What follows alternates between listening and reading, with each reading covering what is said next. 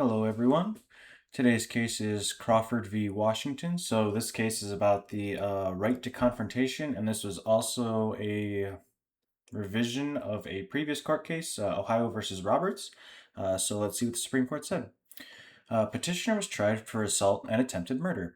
The state sought to introduce a recorded statement that petitioner's wife, Sylvia, had made during police interrogation as evidence that the stabbing was not in self-defense. Sylvia did not testify at trial because of Washington's marital privilege. Petitioner argued that admitting the evidence would violate his Sixth Amendment right to be confronted with the witness against him. Under Ohio v. Roberts, that right does not bar admission of an unavailable witness's statement against a criminal defendant if the statement bears adequate indicia of reliability, a test met when the evidence either falls within a firmly rooted hearsay exception or bears particularized guarantees of trustworthiness. The trial court admitted the statement on the latter ground. The state Supreme Court upheld the conviction, deeming the statement reliable because it was nearly identical to, for example, interlocked with petitioner's own statement to the police, in that both were ambiguous as to whether the victim had drawn a weapon before petitioner assaulted him. Held. The state's use of Sylvia's statement violated the Confrontation Clause because, where testimonial statements are at issue, the only indicium of reliability sufficient to satisfy constitutional demands is confrontation. The Confrontation Clause's text does not alone resolve this case, so this court turns to the clause's historical background. That history supports two principles. First, the principal evil at which the clause was directed was the civil law mode of criminal procedure, particularly the use of ex parte examinations as evidence against the accused. The clause's primary object is testimonial hearsay, and interrogations by law enforcement officers fall squarely within that class. Second, the framers would not have allowed admission of testimonial statements of a witness who did not appear at trial unless he was unavailable to testify and the defendant had had a prior opportunity for cross-examination. English authorities in early state cases indicate that this was the common law at the time of the founding, and the right to be confronted with the witnesses against him, Amendment 6, is most naturally read as a reference to the common law right of confrontation, admitting only those exceptions established at the time of the founding. This court's decisions have generally remained faithful to the Confrontation Clause's original meaning. However, the same cannot be said of the rationales of this court's more recent decisions. The Roberts test departs from historical principles because it admits statements consisting of ex parte testimony upon a mere reliability finding. The Confrontation Clause commands that reliability be assessed in a particular manner, by testing in the crucible of cross-examination. Roberts allows the jury to hear evidence untested by the adversary process based on a mere judicial determination of reliability, thus replacing the constitutionally prescribed method of assessing reliability with a wholly foreign one. Roberts' framework is unpredictable. Whether a statement is deemed reliable depends on which factors a judge considers and how much weight he accords each of them. However, the unpardonable vice of the Roberts test is its demonstrated capacity to admit core testimonial statements that the Confrontation Clause plainly meant to exclude. The instant case is a self-contained demonstration of Roberts' unpredictable and inconsistent application. It also reveals Roberts' failure to interpret the Constitution in a way that secures its intended constraint on judicial discretion. The Constitution prescribes the procedure for determining the reliability of testimony in criminal trials, and this court, no less than the state courts, lacks authority to replace it with one of its own devising. Reversed and remanded.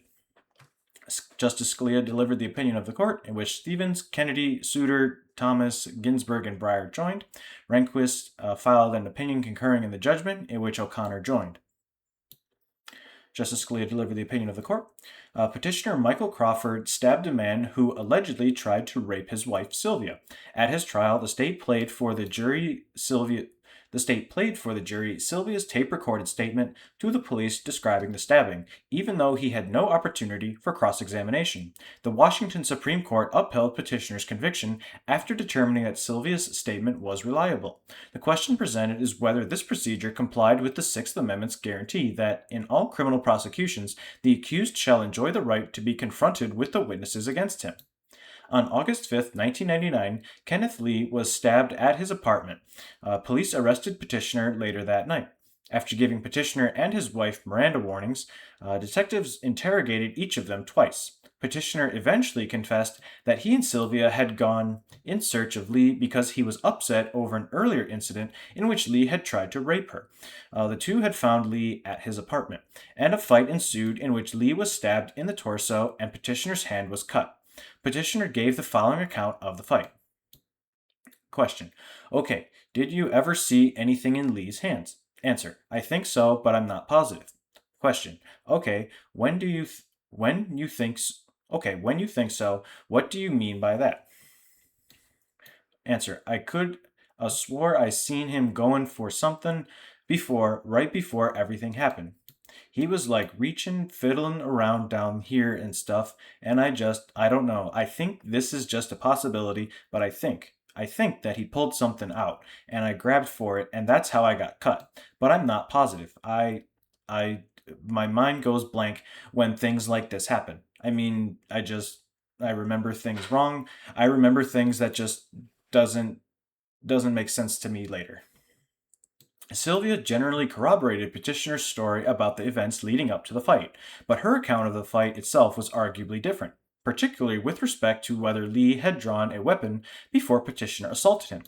Question. Did Kenny do anything to fight back from this assault?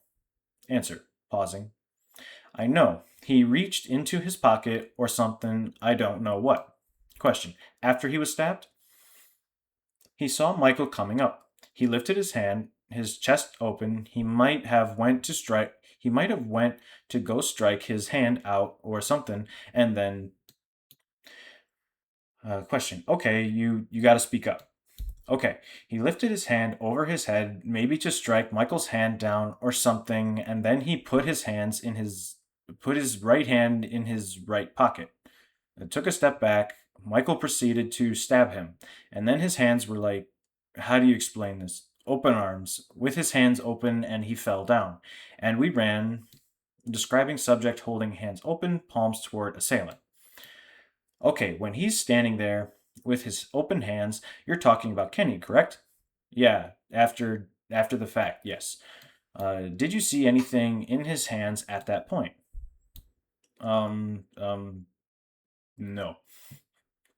The state charged petitioner with assault and attempted murder. At trial, he claimed self-defense.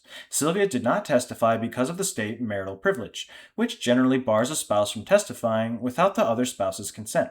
In Washington, this privilege does not extend to a spouse's out-of-court statements admissible under a hearsay exception. So the state sought to introduce Sylvia's tape-recorded statements to the police as evidence that the stabbing was not in self-defense. Noting that Sylvia had admitted she led petitioner to Lee's apartment and thus had facilitated the assault, the state invoked the hearsay exception for statements against penal interest. Petitioner countered that, state law notwithstanding, admitting the evidence would violate his federal constitutional right to be confronted with the witness against him. According to our description of that right in Ohio v. Roberts, it does not bar admission of an unavailable witness's statement against a criminal defendant if the statement bears adequate indicia of reliability. To meet that test, evidence must either fall within a firmly rooted hearsay exception or bear particularized guarantees of trustworthiness. The trial court here admitted the statement on the latter ground, offering several reasons why it was trustworthy. Sylvia was not shifting blame, but rather corroborating her husband's story that he acted in self-defense or justified reprisal. She had direct knowledge as an eyewitness. She was describing recent events, and she was being questioned by a neutral law enforcement officer. The prosecution played the tape for the jury and relied on it in closing, arguing that it was damning evidence that completely refutes petitioner's claim of self-defense. The jury convicted petitioner of assault. The Washington Court of Appeals reversed. It applied a 9-factor test to determine whether Sylvia's statement bore particularized guarantees of trustworthiness, and noted several reasons why it did not. The statement contradicted one she had previously given. It was made in response to specific questions, and at one point she admitted she had shut her eyes during the stabbing. The court considered and rejected the state's argument that Sylvia's statement was reliable because it coincided with petitioners to such a degree that the two interlocked. The court determined that although the two statements agreed about the events leading up to the stabbing, they differed on the issue crucial to petitioner's self-defense claim. Petitioner's version asserts that Lee may have had something in his hand when he stabbed him, but Sylvia's version has Lee grabbing for something only after he has been stabbed. The Washington Supreme Court reinstated the conviction, unanimously concluding that, although Sylvia's statement did not fall under a firmly rooted hearsay exception, it bore guarantees of trustworthiness. When a co-defendant's confession is virtually identical to, i.e., interlocks with, that of a defendant, it may be deemed reliable. The court explained. Although the Court of Appeals concluded that the statements were contradictory, upon closer inspection, they appear to overlap. Both of the Crawford's statements indicate that Lee was possibly grabbing for a weapon, but they are equally unsure when this event may have taken place. They are also equally unsure how Michael received the cut on his hand, leading the court to question when, if ever, Lee possessed a weapon. In this respect, they overlap. Neither Michael nor Sylvia clearly stated that Lee had a weapon in hand from which Michael was simply defending himself, and it is this omission by both that interlocks the statements and makes Sylvia's statement reliable. We granted certiorari to determine whether the state's use of Sylvia's statement violated the Confrontation Clause. The Sixth Amendment's Confrontation Clause provides that in all criminal prosecutions, the accused shall enjoy the right to be confronted with the witnesses against him. We have held that this bedrock procedural guarantee applies to both federal and state prosecutions. As noted above, Roberts says that an unavailable witness's out-of-court statement may be admitted so long as it has adequate indicia of reliability, i.e., falls within a firmly rooted hearsay exception or bears particularized guarantees of trustworthiness. Petitioner argues that this test strays from the original meaning of the Confrontation Clause and urges us to reconsider it. The Constitution's text does not alone resolve this case. One could plausibly read witnesses against a defendant to mean those who actually testify at trial, those whose statements are offered at trial, or something in between. We must therefore turn to the historical background of the clause to understand its meaning. The right to confront one's accusers is a concept that dates back to Roman times. The founding generation's immediate source of the concept, however, was the common law. English common law has long differed from continental civil law in regard to the manner in which witnesses give testimony in criminal trials. The common law tradition is one of live testimony in court, subject to adversarial testing, while the civil law condones examination in private by judicial officers. Nonetheless, England at times adopted elements of the civil law practice. Justices of the peace or other officials examined suspects and witnesses before trial. These examinations were sometimes read in court in lieu of live testimony, a practice that occasioned frequent demands by the prisoner to have his accusers, i.e., the witnesses against him, brought before him face to face. In some cases, these demands were refused. Pre-trial examinations became routine under two statutes passed during the reign of Queen Mary in the 16th century. These Marian bail and committal statutes required justices of the peace to examine suspects and witnesses in felony cases and to certify the results to the court. It is doubtful that the original purpose of the examinations was to produce evidence admissible at trial. Whatever the original purpose, however, they came to be used as evidence in some cases, resulting in an adoption of continental procedure. The most notorious instances of civil law examination occurred in the great political trials of the 16th and 17th centuries. One such was the 1603 trial of Sir Walter Raleigh for treason. Lord Cobham, Raleigh's alleged accomplice, had implicated him in an examination before the Privy Council in a letter. At Raleigh's trial, these were read to the jury. Raleigh argued that Cobham had lied to save himself. Cobham is absolutely in the king's mercy. To excuse me cannot avail him. By accusing me he may hope for favor. Suspecting that Cobham would recant, Raleigh demanded that the judges call him to appear, arguing that the proof of the common law is by witness and jury. Let Cobham be here, let him speak it. Call my accuser before my face. The judges refused, and despite Raleigh's protestations that he was being tried by the Spanish Inquisition, the jury convicted and Raleigh was sentenced to death. One of Raleigh's trial judges later lamented that the justice of England has never been so degraded and injured as by the condemnation of Sir Walter Raleigh. Through a series of statutory and judicial reforms, English law developed a right of confrontation that limited these abuses. For example, treason statutes required witnesses to confront the accused face to face at his arraignment. Courts, meanwhile, developed relatively strict rules of unavailability, admitting examinations only if the witness was demonstrably unable to testify in person. Several authorities also stated that a suspect's confession could be admitted only against himself, and not against others he implicated. One recurring question was whether the admissibility of an unavailable witness's pretrial examination depended on whether the defendant had had an opportunity to cross examine him. In 1696, the Court of King's Bench answered this question in the affirmative, in the widely reported misdemeanor libel case of King v. Payne. The court ruled that even though a witness was dead, his examination was not admissible where the defendant, not being present when it was taken before the mayor, had lost the benefit of a cross examination. The question was also debated at length during the infamous proceedings against Sir John Fenwick on a bill of attainder. Fenwick's counsel objected to admitting the examination of a witness who had been spirited away, on the ground that Fenwick had had no opportunity to cross examine. See Fenwick's case. That which they would offer is something that Mr. Goodman hath sworn when he was examined. Sir J.F., not being present or privy, and no opportunity given to cross examine the person, and I conceive that cannot be offered as evidence. And then see Shower. No deposition of a person can be read through, though beyond C, unless in cases where the party it is to be read against was privy to the examination and might have cross-examined him. Our Constitution is that the person shall see his accuser. The examination was nonetheless admitted on a closely divided vote after several of those present opined that the common law rules of procedure did not apply to parliamentary attainder proceedings. One speaker even admitted that the evidence would normally be inadmissible. Fenwick was condemned, but the proceedings must have burned into the general consciousness the vital importance of the rule securing the right of cross-examination.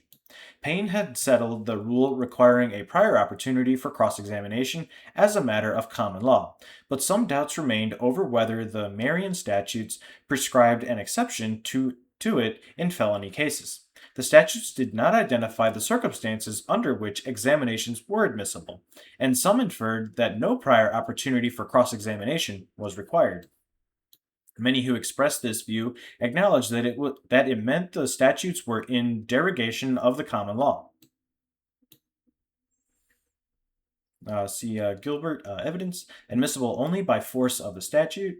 Nevertheless, by 1791, the year the Sixth Amendment was ratified, courts were applying the cross-examination rule even to examinations by justices of the peace in felony cases.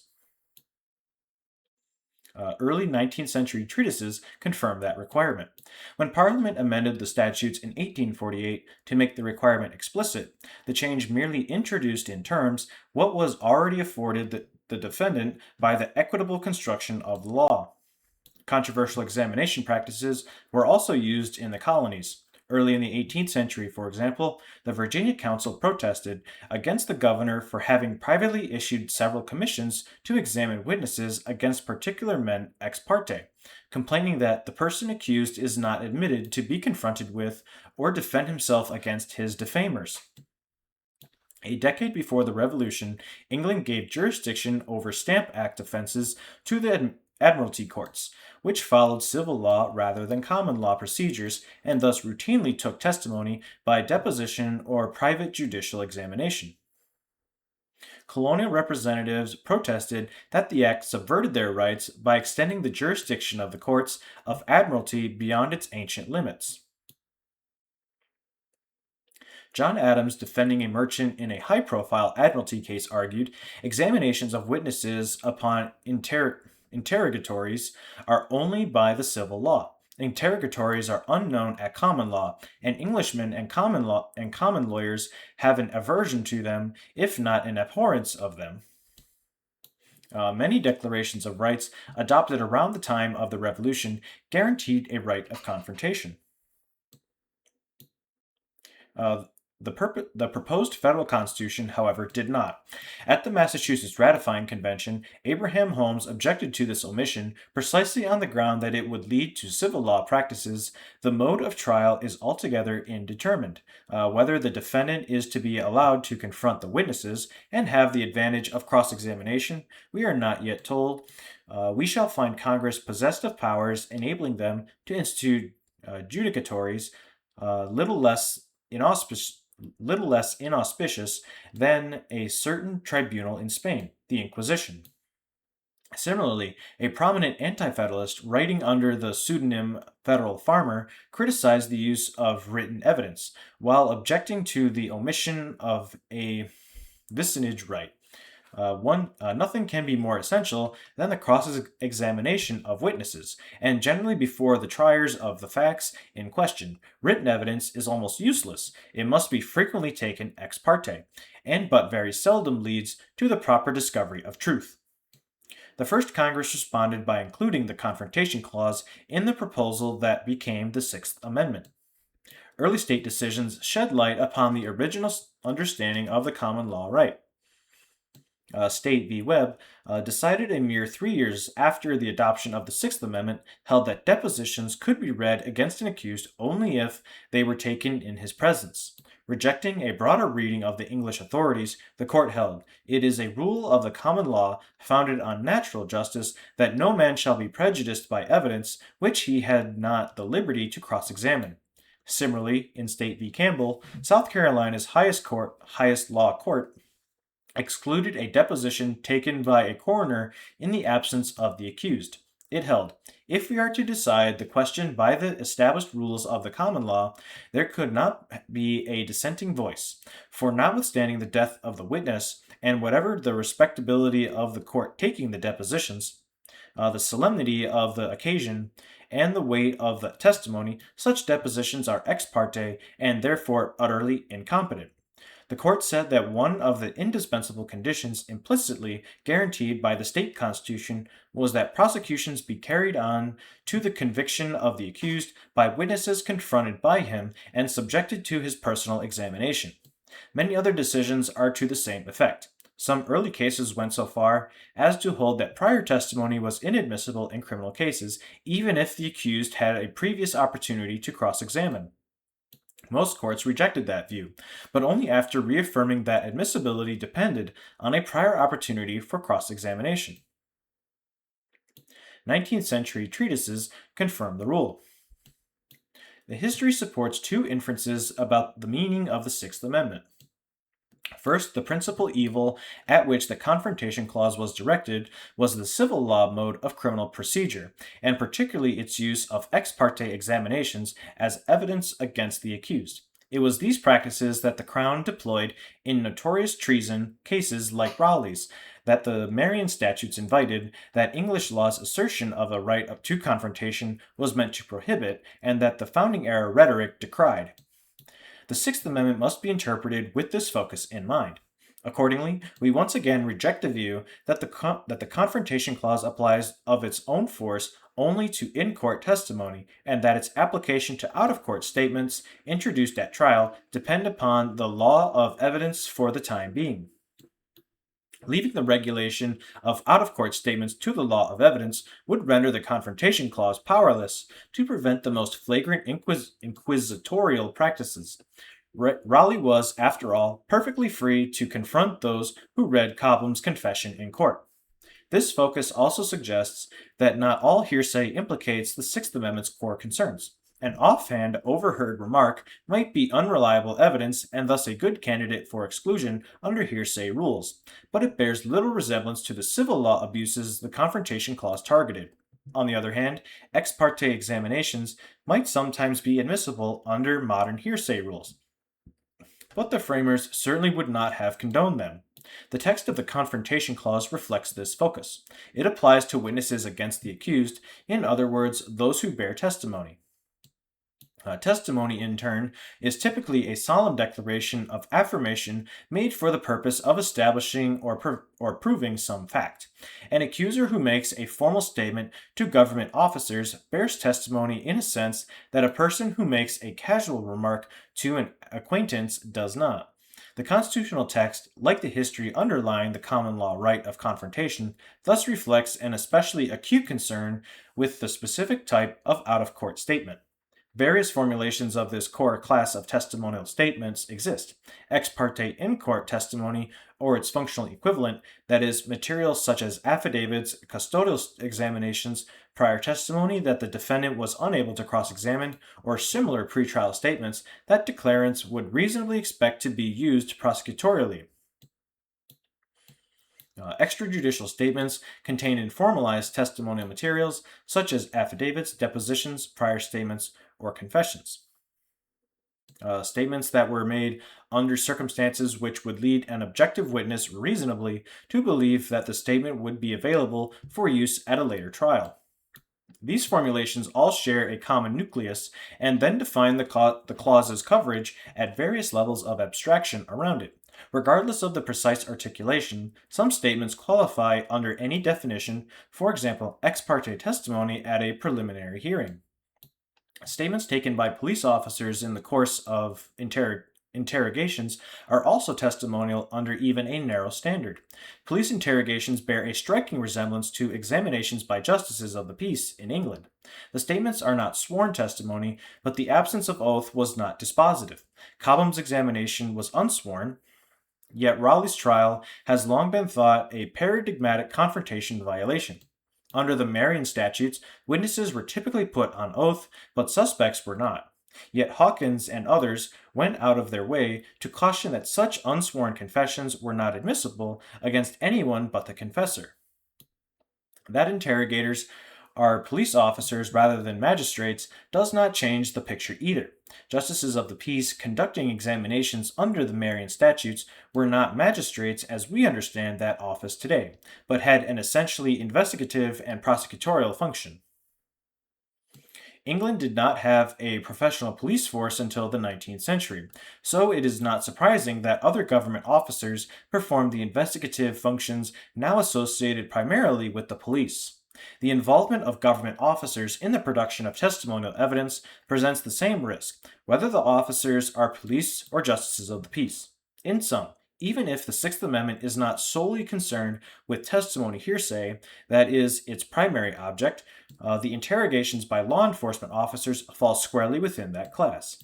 The historical record also supports a second proposition, that the framers would not have allowed admission of testimonial statements of a witness who did not appear at trial unless he was unavailable to testify and the defendant had a prior opportunity for cross-examination.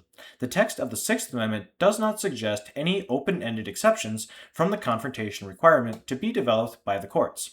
Rather, the right to be confronted with the witnesses against him is most naturally read as a reference to the right of confrontation at common law, admitting only those exceptions established at the time of the founding. As the English authorities above reveal, the common law in 1791 conditioned admissibility of an absent witness's examination on unavailability and a prior opportunity to cross-examine. The Sixth Amendment therefore incorporates those limitations. The numerous early state decisions applying the same test confirm that these principles were received as part of the common law in this country. We do not read the historical sources to say that a prior opportunity to cross-examine was merely a sufficient, rather than a necessary, condition for admissibility of testimonial statements. They suggest that this requirement was dispositive, and not merely one of several ways to establish reliability. This is not to deny, as the Chief Justice notes, that there were always exceptions to the general rule of exclusion of hearsay evidence. Several had become well established by 1791, but there is scant evidence that exceptions were invoked to admit testimonial statements against the accused in a criminal case.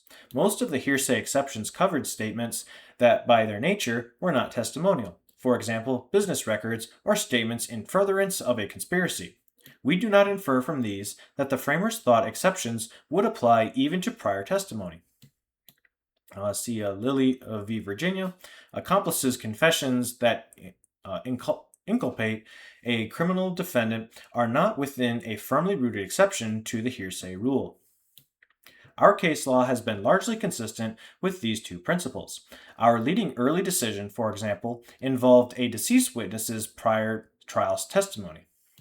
In allowing the statement to be admitted, we relied on the fact that the defendant had had, at the first trial, an adequate opportunity to confront the witness. The substance of the constitutional protection is preserved to the prisoner in the advantage he has once had of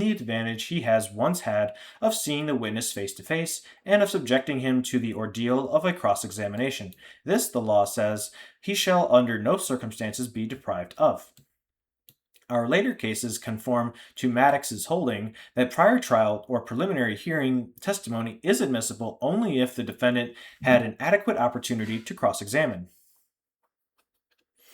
Even where the defendant had such an opportunity, we excluded the testimony where the government had not established unavailability of the witness. We similarly excluded accomplice confessions where the defendant had no opportunity to cross-examine. In contrast, we considered reliability factors beyond prior opportunity for cross-examination when the hearsay statement at issue was not testimonial. Even our recent cases, in their outcomes, hew closely to the traditional line. Ohio v. Roberts admitted testimony from a preliminary hearing at which the defendant had examined the witness. Lilly v. Virginia excluded testimonial statements that the defendant had had no opportunity to test by cross-examination. And Borgili v. United States admitted statements made unwittingly to a Federal Bureau of Investigation informant after applying a more general test that did not make prior cross-examination an indispensable requirement. Lee v. Illinois, on which the state relies, is not to the contrary. There, we rejected the state's attempt to admit an accomplice confession. The state had argued that the confession was admissible because it interlocked with the defendant's. We dealt with the argument by rejecting its premise, holding that when the discrepancies between the statements are not insignificant, the co-defendant's confession may not be admitted. Respondents argue that the logical inference of this statement is that when the discrepancies between the statements are insignificant, then the co-defendant's statement may be admitted. But this is merely a possible inference, not an inevitable one, and we do not draw it here. If Lee had meant authoritatively to announce an exception, previously unknown to this court's jurisprudence, for interlocking confessions, it would not have done so in such an oblique manner. Our only precedent on interlocking confessions had addressed the entirely different question whether a limiting instruction cured prejudice to co-defendants from admitting a defendant's own confession against him in a joint trial. Our cases have thus remained faithful to the framers' understanding. Testimonial statements of witnesses absent from trial have been admitted only where the declarant is unavailable, and only where the defendant has had a prior opportunity to cross-examine.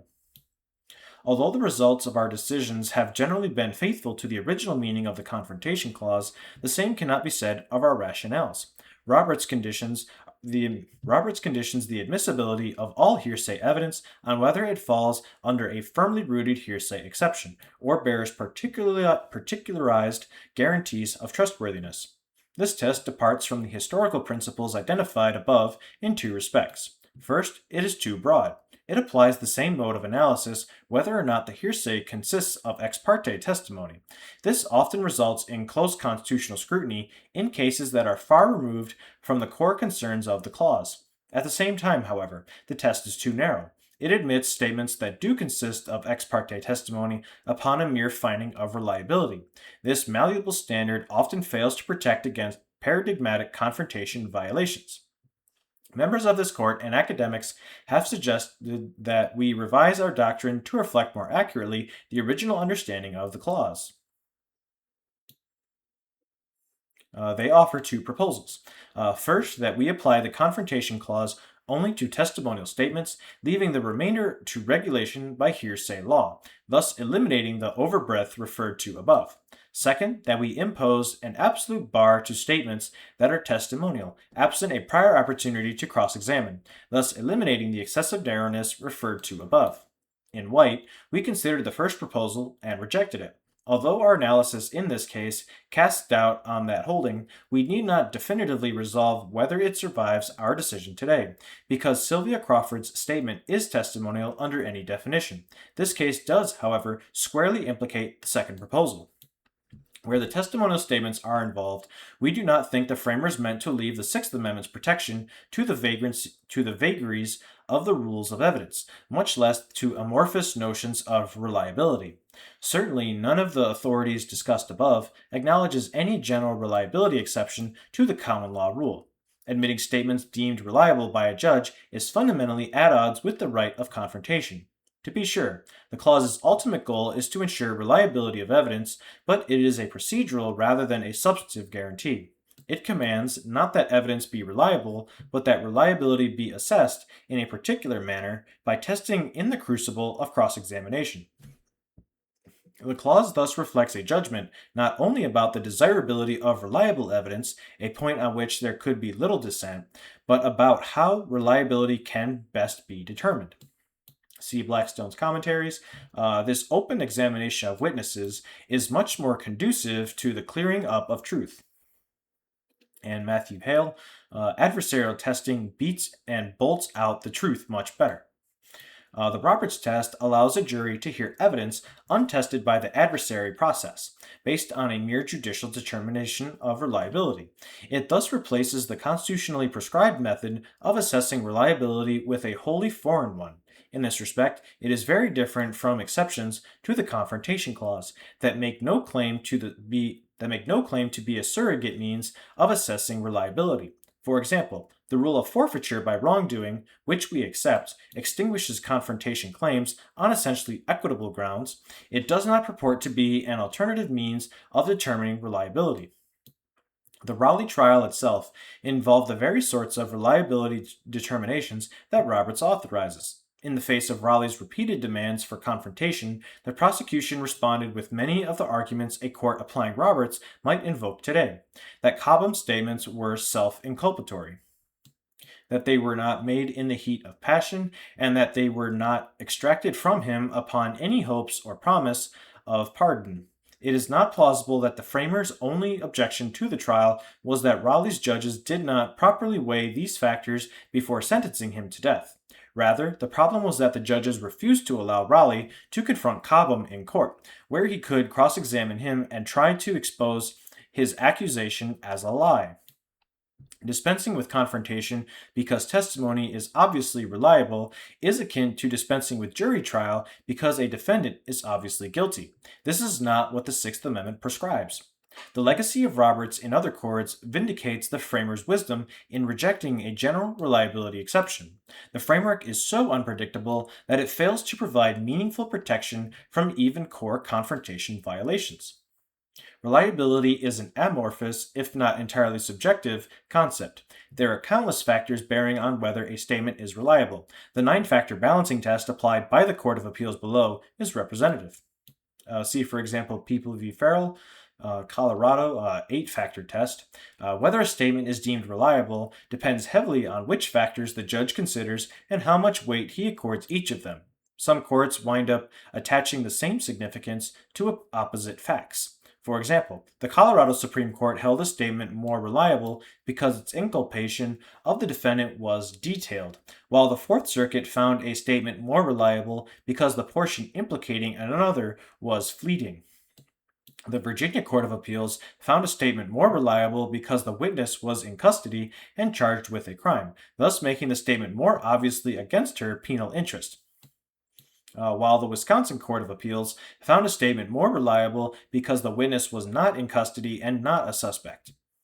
Finally, the Colorado Supreme Court in one case found a statement more reliable because it was given immediately after the events at issue, while that same court in another case found a statement more reliable because 2 years had elapsed. The unpardonable vice of the Roberts test, however, is not its unpredictability, but its demonstrated capacity to admit core testimonial statements that the Confrontation Clause plainly meant to exclude. Despite the plurality's speculation in Lilly that it was highly unlikely that accomplice confessions implicating the accused could survive Roberts, courts continued to routinely admit them. One recent study found that after Lilly, appellate courts admitted accomplice statements to the authorities in 25 out of 70 cases, more than one-third of the time. Courts have invoked Roberts to admit other sorts of plainly testimonial statements despite the absence of any opportunity to cross examine. See United States v. Aguilar, plea allocution showing existence of a conspiracy, and United States v. Centrocito, the same. United States v. Dola, the same. United States v. Petriel, the same. United States v. Moskowitz, per curiam, the same. United States v. Gallego, the same. United States v. Papa John, grand jury testimony. United States v. Thomas, the same.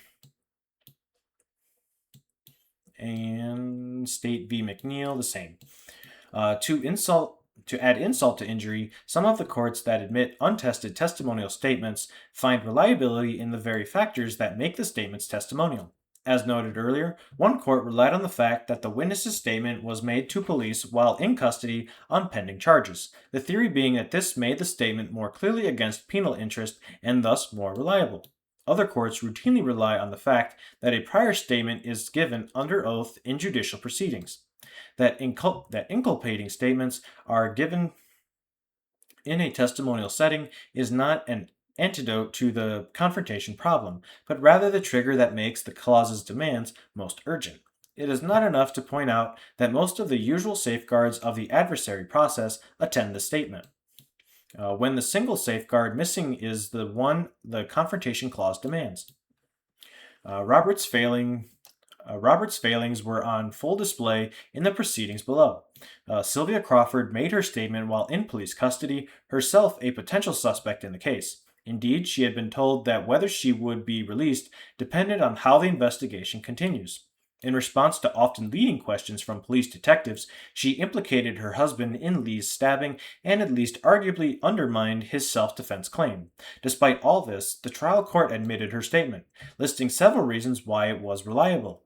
In its opinion reversing, the Court of Appeals listed several other reasons why the statement was not reliable. Finally, the state Supreme Court relied exclusively on the interlocking character of the statement and disregarded every other factor the lower courts had considered.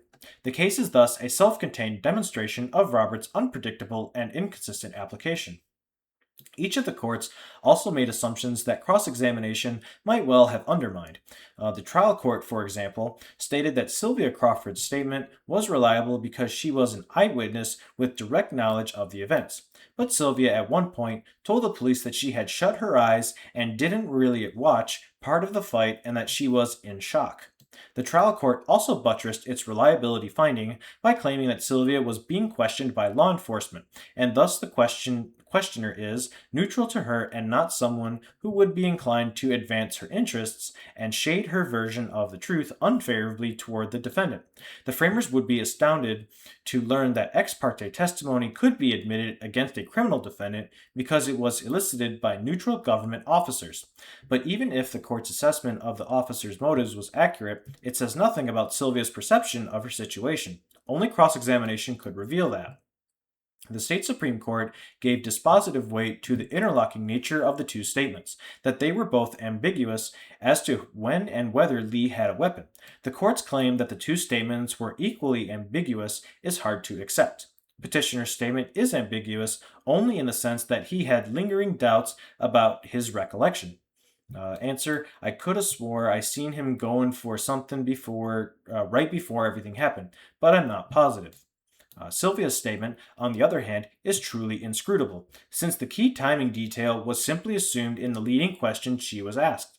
Question: Did Kenny do anything? Did Kenny do anything to fight back from this assault? Moreover, Sylvia specifically said Lee had nothing in his hands after he was stabbed, while petitioner was not asked about that. The prosecutor obviously did not share the court's view that Sylvia's statement was ambiguous. He called it damning evidence that completely refutes petitioner's claim of self-defense. We have no way of knowing whether the jury agreed with the prosecutor or the court. Far from obviating the need for cross-examination, the interlocking ambiguity of the two statements made it all the more imperative that they be tested to tease out the truth. We readily concede that we could resolve this case by simply reweighing the reliability factors under Roberts and finding that Sylvia Crawford's statement falls short. But we view this as one of those rare cases in which the result below is so improbable that it reveals a fundamental failure on our part to interpret the Constitution in a way that secures its intended constraint on judicial discretion. Moreover, to reverse the Washington Supreme Court's decision after conducting our own reliability analysis would perpetuate, not avoid, what the Sixth Amendment condemns. The Constitution prescribes a procedure for determining the reliability of testimony in criminal trials, and we, no less than the state courts, lack authority to replace it with one of our own devising. We have no doubt that the courts below were acting in utmost good faith when they found reliability. The framers, however, would not have been content to indulge this assumption. They knew that judges, like other government officers, could not always be trusted to safeguard the rights of the people. The likes of the dread Lord Jeffreys were not yet too distant a memory. They were loath to leave too much discretion in judicial hands. By replacing categorical constitutional guarantees with open-ended balancing tests, we do violence to their design. Vague standards are manipulable, and while that might be a small concern in run-of-the-mill assault prosecutions like this one, the framers had an eye toward politically charged cases like Raleigh's, great state trials where the impartiality of even those at the highest levels of the judiciary might not be so clear. It is difficult to imagine Roberts providing any meaningful protection in those circumstances. Where non-testimonial hearsay is at issue, it is wholly consistent with the framers' design to afford the states flexibility in their development of hearsay law, as does Roberts, and as would an approach that exempted such statements from Confrontation Clause scrutiny altogether. Where testimonial evidence is at issue, however, the Sixth Amendment demands what the common law required: unavailability and a prior opportunity for cross-examination. We leave for another day any effort to spell out a comprehensive definition of testimonial. Whatever else the term covers, it applies at a minimum to prior testimony at a preliminary hearing before a grand jury or at a formal trial, and to police interrogations. These are the modern practices with closest kinship to the abuses at which the Confrontation Clause was directed. In this case, the state admitted Sylvia's testimonial statement against petitioner, despite the fact that he had no opportunity to cross-examine her. That alone is sufficient to make out a violation of the Sixth Amendment. Roberts notwithstanding, we decline to mine the record in search of indicia of reliability. Where testimonial statements are at issue, the only indicium of reliability sufficient to satisfy constitutional demands is the one the Constitution actually prescribes: confrontation. The judgment of the Washington Supreme Court is reversed, and the case is remanded for further proceedings not inconsistent with this opinion. Chief Justice Rehnquist, with whom Justice O'Connor joins concurring in the judgment, I dissent from the court's decision to overrule Ohio v. Roberts. I believe that the court's adoption of a new interpretation of the Confrontation Clause is not backed by sufficiently persuasive reasoning to overrule long-established precedent. Its decision casts a mantle of uncertainty over future criminal trials in both federal and state courts, and is by no means necessary to decide the present case. The court's distinction between testimonial and non-testimonial statements, contrary to its claim, is no better rooted in history than our current doctrine. Under the common law, although the courts were far from consistent, out-of-court statements made by someone other than the accused and not taken under oath, unlike ex parte depositions or affidavits, were generally not considered substantive evidence upon which a conviction could be based. Testimonial statements, such as accusatory statements to police officers, likely would have been disapproved of in the 18th century, not necessarily because they resembled ex parte affidavits or depositions, as the court reasons, but more likely than not because they were not made under oath. See King v. Woodcock, noting that a statement taken by a justice of the peace may not be admitted into evidence unless taken under oath. Without an oath, one usually did not get to the second step of whether confrontation was required. Thus, while I agree that the framers were mainly concerned about sworn affidavits and depositions, it does not follow that they were similarly concerned about the court's broader category of testimonial statements.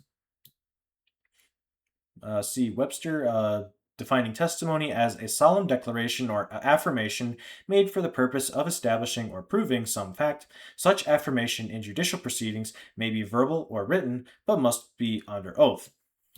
As far as I can tell, unsworn testimonial statements were treated no differently at common law than were non testimonial statements, and it seems to me any classification of statements as testimonial beyond that of sworn affidavits and depositions will be somewhat arbitrary, merely a proxy for what the framers might have intended had such evidence been liberally admitted as substantive evidence like it is today.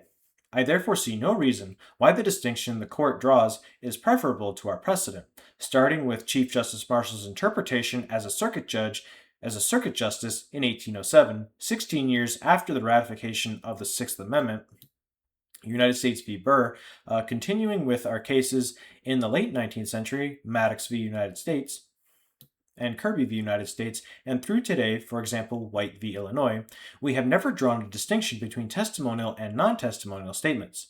And for that matter, neither has any other court of which I am aware. I see little value in trading our precedent for an imprecise approximation at this late date. I am also not convinced that the Confrontation Clause categorically requires the exclusion of testimonial statements. Although many states had their own confrontation clauses, they were of recent vintage and were not interpreted with any regularity before 1791. State cases that recently followed the ratification of the Sixth Amendment were not uniform. The court itself cites state cases from the early 19th century that took a more stringent view of the right to confrontation than does the court, prohibiting former testimony even if the witness was subjected to cross-examination. Nor was the English law at the time of the framing entirely consistent in its treatment of testimonial evidence. Generally, ex parte affidavits and depositions were excluded as the court notes, but even that proposition was not universal. See King v. Areswell, affirming by an equally divided court the admission of an ex parte examination because the declarant was unavailable to testify, and King v. Westbier, noting the admission of an ex parte affidavit, and Matthew Hale from Pleas of the Crown, noting that statements of accusers and witnesses, which were taken under oath, could be admitted into evidence if the declarant was dead or not able to travel. Wigmore notes that sworn examinations of witnesses before justices of the peace in certain cases would not have been excluded until the end of the 1700s, and sworn statements of witnesses before coroners became excluded only by statute in the 1800s. With respect to unsworn testimonial statements, there is no indication that once the hearsay rule was developed, courts ever excluded these statements if they otherwise fell within a firmly rooted exception. For example, Areswell, concluding that an ex parte examination was admissible as an exception to the hearsay rule because it was a declaration by a party of his state and condition. Dying declarations are one example. Between 1700 and 1800, the rules regarding the admissibility of out-of-court statements were still being developed. There were always exceptions to the general rule of exclusion, and it is not clear to me that the framers categorically wanted to eliminate further ones. It is one thing to trace the right of confrontation back to the Roman Empire. It is quite another to conclude that such a right absolutely excludes a large category of evidence. It is an odd conclusion indeed to think that the framers created a cut-and-dried rule with respect to the admissibility of testimonial statements, when the law during their own time was not fully settled. To find exceptions to exclusion under the clause is not to denigrate it as the court suggests. Chief Justice Marshall stated of the Confrontation Clause, "I know of no principle in the preservation of which all are more concerned. I know none by undermining which life, liberty, and property might be more endangered. It is therefore incumbent on courts to be watchful of every inroad on a principle so truly important."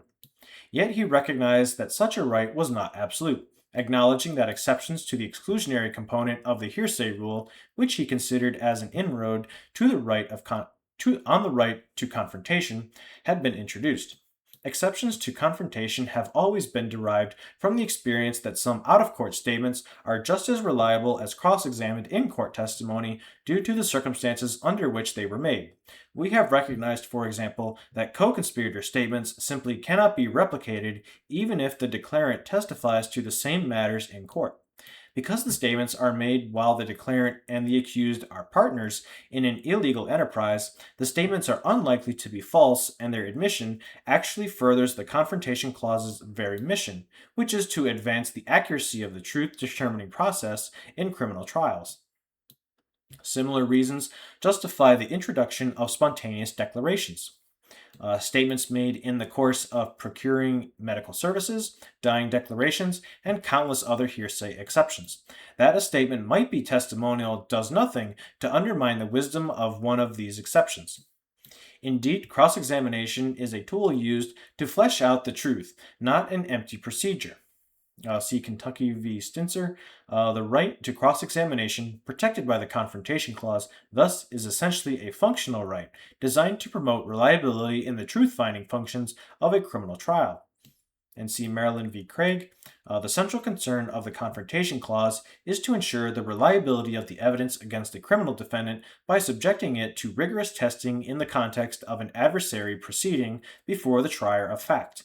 In a given instance, cross-examination may be superfluous. It may be sufficiently clear, in that instance, that the statement offered is free enough from the risk of inaccuracy and untrustworthiness, so that the test of cross-examination would be a work of supererogation. In such a case, as we noted over 100 years ago, the law in its wisdom declares that the rights of the public shall not be wholly sacrificed in order that an incidental benefit may be preserved to the accused. By creating an immutable category of excluded evidence, the court adds little to a trial's truth-finding function and ignores this long-standing guidance. In choosing the path it does, the court, of course, overrules Ohio v. Roberts, a case decided nearly a quarter of a century ago. Stare decisis is not an inexorable command in the area of constitutional law, but by and large it is the preferred course because it promotes the even-handed, predictable, and consistent development of legal principles, fosters reliance on judicial decisions, and contributes to the actual and perceived integrity of the judicial process. And in making this appraisal, doubt that the new rule is indeed the right one should surely be weighed in the balance. Though there are no vested interests involved, unresolved questions for the future of everyday criminal trials throughout the country surely counsel the same sort of caution. The court grandly declares that we leave for another day any effort to spell out a comprehensive definition of testimonial. But the thousands of federal prosecutors and the tens of thousands of state prosecutors need answers as to what beyond the specific kinds of testimony the court lists is covered by the new rule. They need them now, not months or years from now. Rules of criminal evidence are applied every day in courts throughout the country, and parties should not be left in the dark in this manner. To its credit, the court's analysis of testimony excludes at least some hearsay exceptions, such as business records and official records. To hold otherwise would require numerous additional witnesses without any apparent gain in the truth-seeking process. Likewise, to the court's credit, is its implicit recognition that the mistaken application of its new rule by courts which guess wrong as to the scope of the rule is subject to harmless error analysis. But these are palliatives to what I believe is a mistaken change of course. It is a change of course not in the least necessary to reverse this judgment of the Supreme Court of Washington in this case. The result the court reaches follows inexorably from Roberts and its progeny without any need for overruling that line of cases. In Idaho v. Wright, we held that an out-of-court statement was not admissible simply because the truthfulness of that statement was corroborated by other evidence at trial. As the court notes, the Supreme Court of Washington gave decisive weights to the interlocking nature of the two statements. No reweighing of the reliability factors, which is hypothesized by the court, is required to reverse the judgment here. A citation to Ohio v. Wright would suffice. For the reasons stated, I believe that this would be a far preferable course for the court to take here. Well, that was a good read. And as always, if there's any case you'd like me to read, just drop it in the comments and I'm happy to take a look. Thank you.